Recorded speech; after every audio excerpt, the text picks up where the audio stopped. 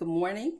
My name is Grace Douglas. I'm here with the Reverend Dr. Richard Douglas, and this morning we're going to be talking about the digital divide, the role of pastoral leadership in affecting change. It is an interview for my doctoral dissertation. Dr. Douglas, thank you for being here with us today. Thank you for having me. The digital divide is described as equal access to the internet, infrastructure, devices, and the skills needed to effectively operate them.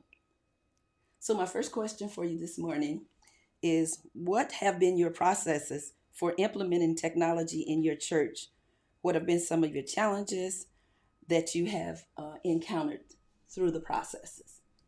Yeah, that's an interesting question. The process that I've been engaged in regard to moving the church into a technological age, uh, it stems back to coming to a realization that the use of paper as a means of communicating through the church bulletins and other kinds of handouts was becoming, an economic challenge for the church. The cost for paper and the production of bulletins continued to skyrocket. So we wanted to try to go to a process or a platform that would allow us to engage in the same kinds of information that we have in our printed bulletin, but use it in an electronic way so they would cut down on the cost. So this first as an economic process. The second process is that I have always been interested in seeing how we can use the technology that is available for us to help us to engage in ministry in a way that would be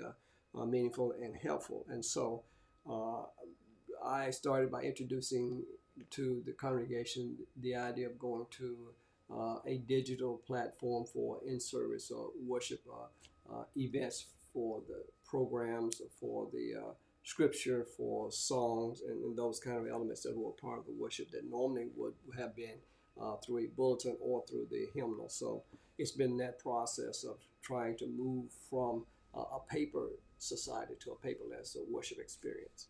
Oh, thank you.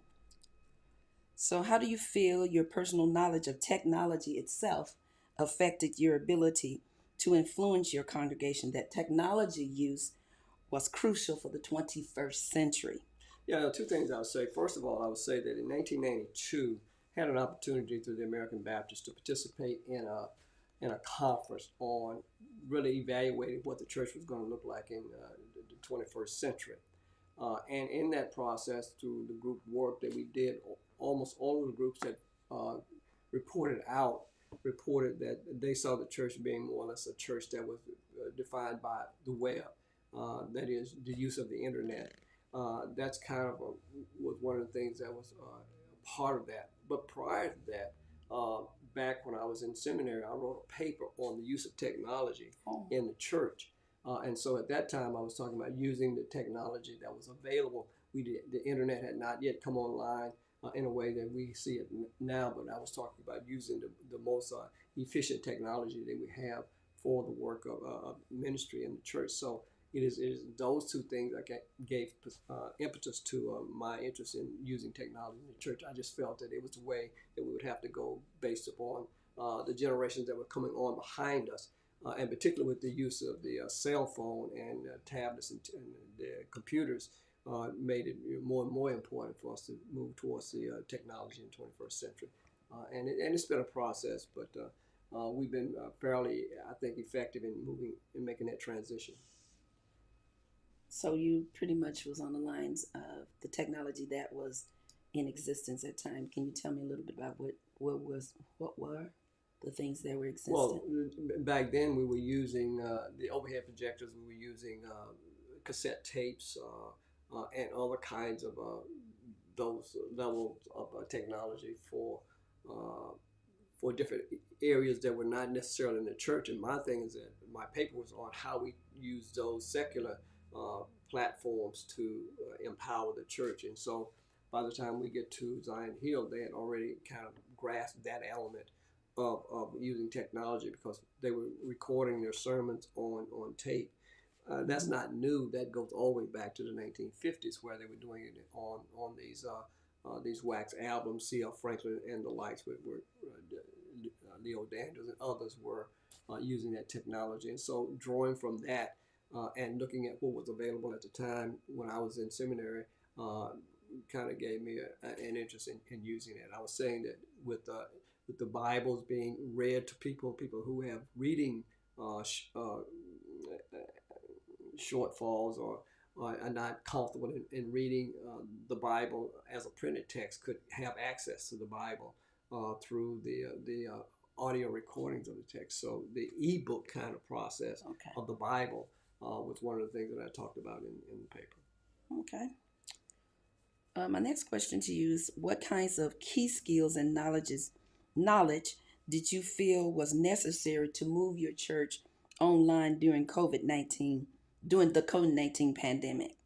And what prior knowledges did you find helpful in making that transition? Yeah, the key skills is, I think, primarily is to find somebody who knows what they're doing. You know, you can't be all things to all people. So although I had some interest in technology, how some of the technology worked, I was not really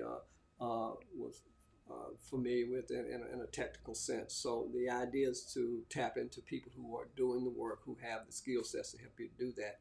I think that's important in going forward.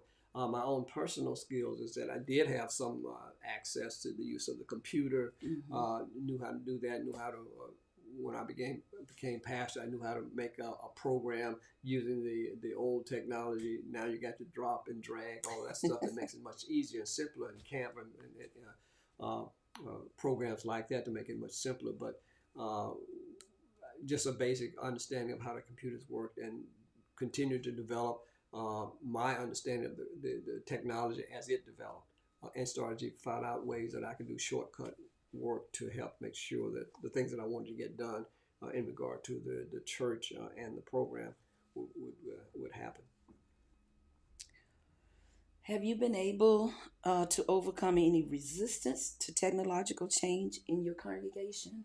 Can you talk a little bit about that? Yeah, there's always resistance when you're talking about change. Change in itself breeds resistance. I remember when we were going to go away from the bulletins and go to monitor system within the congregation so that we could project our songs, that we could project our call to worship, we could project our scriptures as they were being read, and project our announcements to the congregation. There was some pushback because there were folk who were committed to having something in their hands. They felt that they needed paper in their hands, a bulletin in their hands that they could go home and review at a later time. And so that was one of the biggest pushbacks that I had is they were just not ready at that point to give up their paper. But somewhere around 2016, 2017, I started to condition and to orientate folks to how the technology could work in the church. So it wasn't that I just dropped it in on them. I started to try to build a teaching process and trying to get people to understand how the technology works, and so that they would at least would not totally be oblivious to what was going on with the technology. So the pushback was that people by their very nature are hesitant to change. Many of them were unfamiliar with the technology. They didn't know the use of the technology, or kind of pushed standoffish and was not really sure what it was going to look like. Once we got it started and introduced and put it into our worship experience, then what we found out is that people liked it much better than they thought they would like it. There were still some folks who wanted paper bulletins, but overall the larger bulk of the congregation was more comfortable with the technology after they were able to see how it performed. Okay. So the question that I wanted to ask you now then is, how have you been able to strike that balance on the other side of it, that balance between technological innovation and just going out there, pushing it forward and maintaining your traditional values in your work and ministry? Well, the technology is just a tool. The use of technology in the church and in the worship experience through live streaming, through the in-house monitoring systems and projection systems that are available. Those are just the delivery process. Mhm. I operate from the theological concept is that abiding truths in changing categories. Okay. So the abiding truths of the gospel are always fundamental to what we are called to do and to be as a church. And the technology and the changes in the technology can be a way in which we do that more efficiently. Also, it can be a way for us to address generations that come on behind us that have no real experience with the old Xeroxing machines and those kind of technologies, and even bulletins, because they don't even write checks anymore. So the idea is that the technology becomes the delivery system of a theology and of a belief system, a value system that does not change. So the idea that the technology is the vehicle for that is basically where I'm at on that. Okay. Okay. So, have there been any what unexpected successes have you encountered through using technology? Yeah, that's a good question. Unexpected challenges. Yeah, unexpected challenges. But again, it goes back and to successes. well, it goes back to the idea that our initial intent was in inducing the technology, or was to make the worship experience within the setting of the sanctuary, in a live setting where people come to the sanctuary and do their worship, is what we were trying to do. We were trying to enhance what we already had. And so by using the technology, a couple of things came out. One is that we found out that there are people who would watch our worship services beyond the four walls of our church, beyond our community. We have folks who follow us from all over the country, from different parts of the country. People have watched some of our videos in New Mexico, in California, in Cleveland, Ohio, in South Carolina, and Florida. So we reach a broader segment of the population. Is one of the unexpected outcomes, because we did not intend. That was not our intent. Our intent was basically to administer to reach our congregation in the different conditions that they find themselves in. The other blessing, I guess, is that we found out also that people would support the work of ministry through charitable giving as well, using the technology that was available and that we have implemented at our church. Oh, wonderful, wonderful. So, on the other side of COVID, you've decided to continue the live streaming.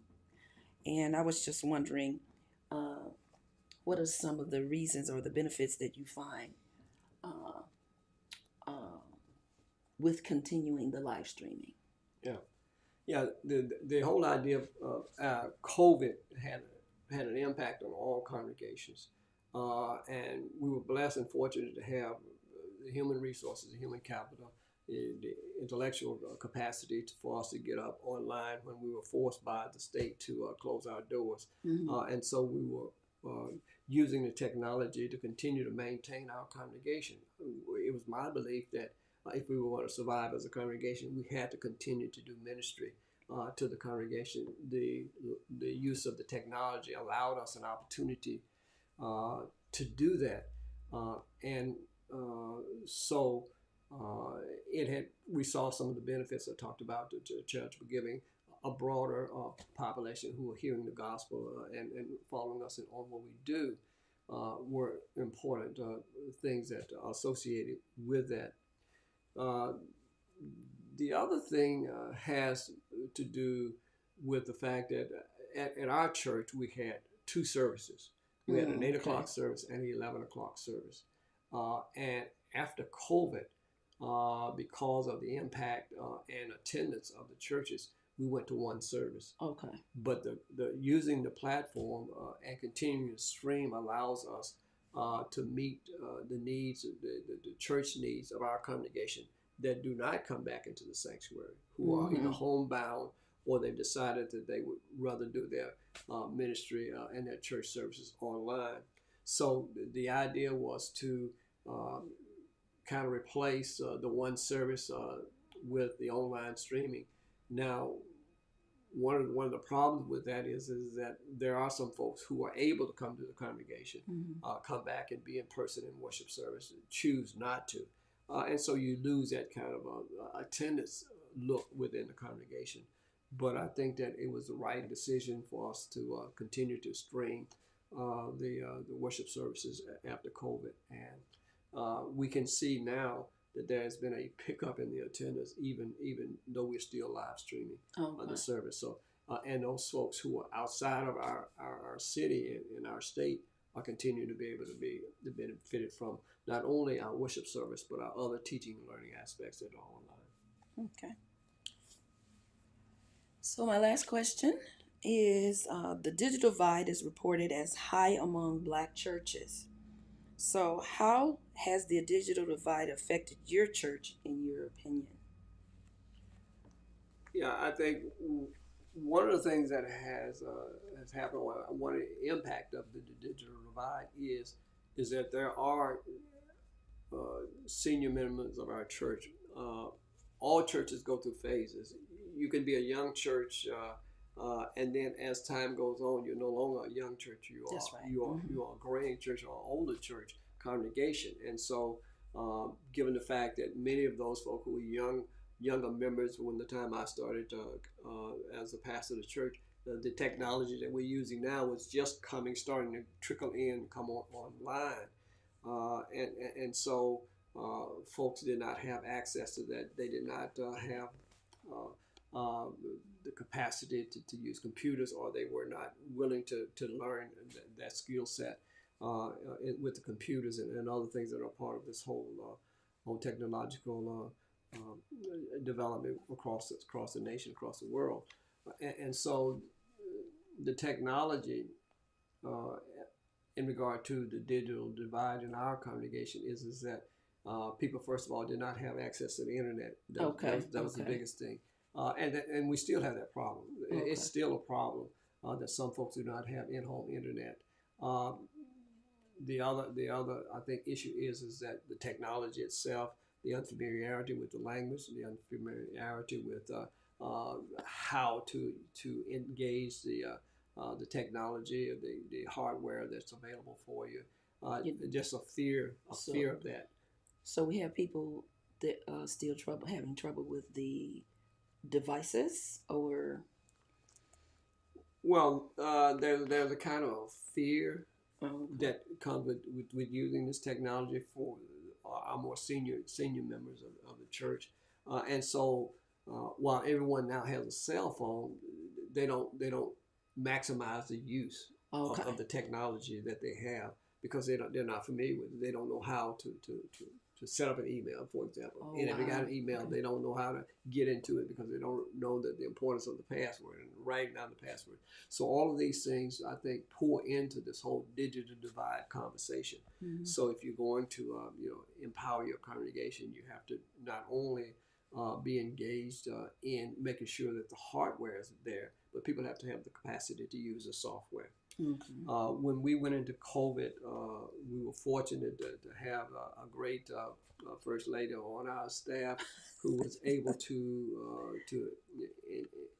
understand the technology and was able to do training sessions on how to use Zoom and other technologies within the church, so that members could continue to engage with one another.